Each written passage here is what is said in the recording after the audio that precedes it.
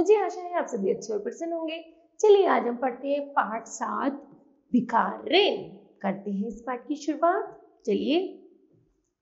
माँ की ममता ऐसा है, बच्चे और अपने बच्चे की तुलना करना नहीं जानते, परंतु समाज की सोच माँ की सोच से भिन्न होती है। माँ की भावों से को समझने वाले ऐसे ही एक पुत्र तथा अंधी माँ की कहानी रविंद्रनाथ टैगोर ने बहुत सुंदर शब्दों में प्रस्तुत की है। ठीक है, चलिए पढ़ते हैं इस कहानी का पहला भाग। एक अंधी बुढ़िया प्रतिदिन मंदिर के दरवाजे पर जा खड़ी होती।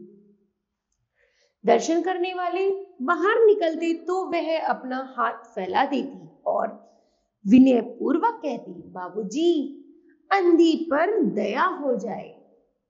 मंदिर में आने वाले व्यक्ति श्रद्धालु एवं सहृदय होते हैं, इसलिए भीख में उसे उसके गुजारे से अधिक ही मिल जाता था। वह दान देने वालों को दुआएं देती, शाम को मन ही मन ईश्वर को धन्यवाद देती और लाठी के सहारे अपनी झोपड़ी की ओर चल देती। झोपड़ी के नजदीक पहुंचने पर 10 वर्ष का एक बच्चा उछलता कूदता आता और उससे चिपक जाता। बच्चा कौन है, कहां से आया, इस बात से किसी का कोई परिचय नहीं था। 10 वर्ष हुए, पास पड़ोस वालों ने उस वृद्धा को अकेले देखा था। इसके कुछ वर्ष बाद एक दिन शाम को उन्होंने देखा कि एक बच्चा उसकी गोद में रो रहा था। वह उसे चुप करने का प्रयत्न कर रही थी। साधारण घटना समझकर किसी ने इस ओर ध्यान ना दिया। धीरे धीरे वह बच्चा अंधी से हिल मिल गया। वह उसे अपनी जान से अधिक चाहती थी। अंधी बच्चे को अपने से अच्छा खिलाती और पहनाती थी। अंधी ने अपनी झोपड़ी में एक हांडी गाड़ रखी थी। वह जो भी मांग कर लाती उसमें से आवश्यकता अनुसार प्रयोग करके बचे हुए पैसे उसमें डाल देती और फिर उसे एक बर्तन से ढक देती। ठीक है, इस तरह यहाँ पर भाग 1 पूरा होता है।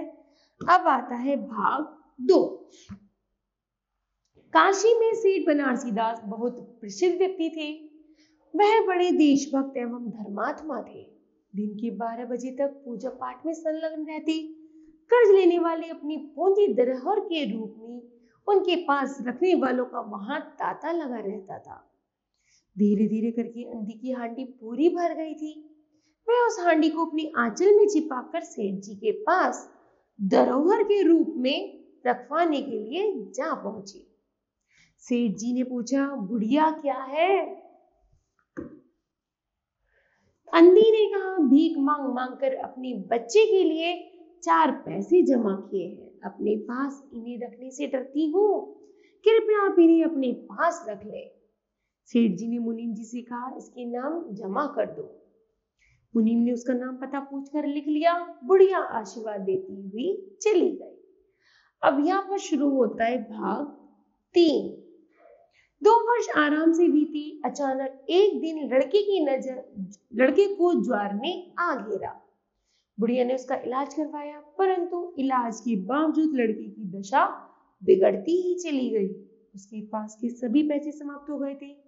बुढ़िया गिरती पड़ती सेठ जी के पास गई और पूंजी में से उसने 5-10 रुपए मांगे।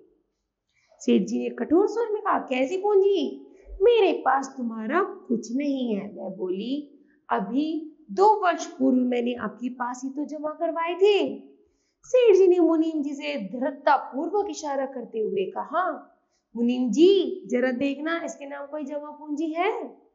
बुढ़िया को आशा बंधी। वह सोचने लगी, ऐसे धर्मी व्यक्ति झूठ नहीं बोल सकता। इनके पास इतने व्यक्ति आते हैं, शायद भूल गए हैं। मुनीम ने कुछ उलट पुलट कर देखने का अभिनय किया, फिर बोला, नहीं तो इसके नाम पर तो कुछ भी नहीं है। बुढ़िया वहीं बैठी रही, रो रो कर दुहाई दी।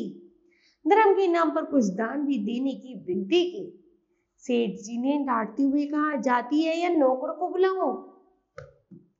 बुढ़िया लाठी टेक कर खड़ी हो गई और सेठ जी की तरफ देखती हुई बोली, ईश्वर तुम्हें बहुत दे।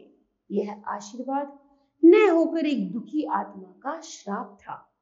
उचित दवा दारू के अभाव में बच्चे की दशा दिन प्रतिदिन बिगड़ती चली गई। सेठ जी पर उसे रह रहकर क्रोध आता था। इतना बड़ा आदमी 2-4 रुपए दे देता तो क्या हो जाता। बच्चे का शरीर ज्वर से कारण तप रहा था। अंधी का कलेजा भी जल रहा था। वह बच्चे को गोदी में उठाकर सेठ जी की कोठी के बाहर जा बैठी। सेठ जी नौकर ने उसे भगाना चाहा। नौकर सभी प्रयत्न करके हार गया, पर अंधी टस से मस नहीं हुई। अंत में सेठ जी स्वयं बाहर पधारे। बच्चे को देखकर उन्हें बहुत आश्चर्य हुआ।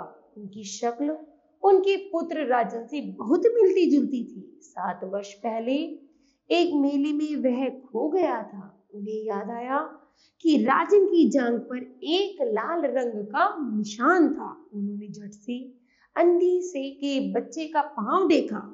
वहां पर चिन्ह अवश्य था, किंतु पहले से बड़ा। उन्हें विश्वास हो गया कि बच्चा उन्हीं का है।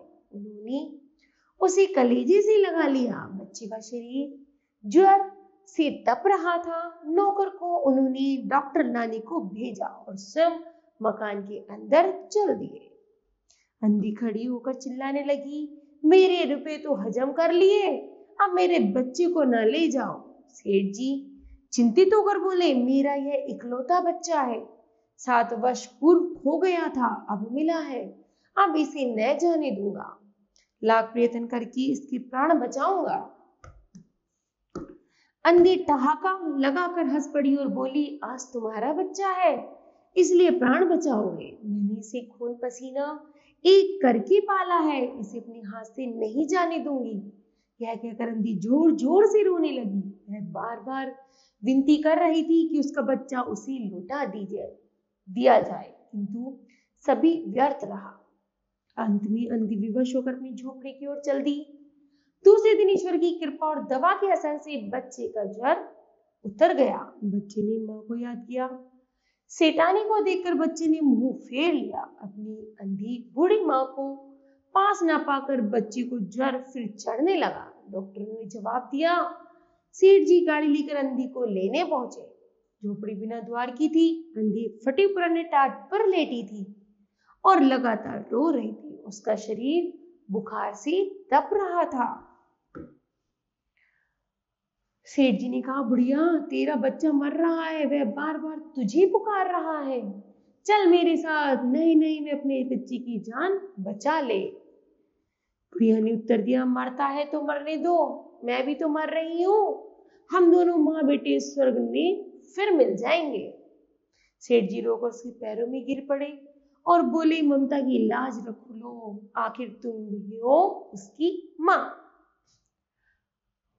आखिर तुम भी उसकी माँ हो।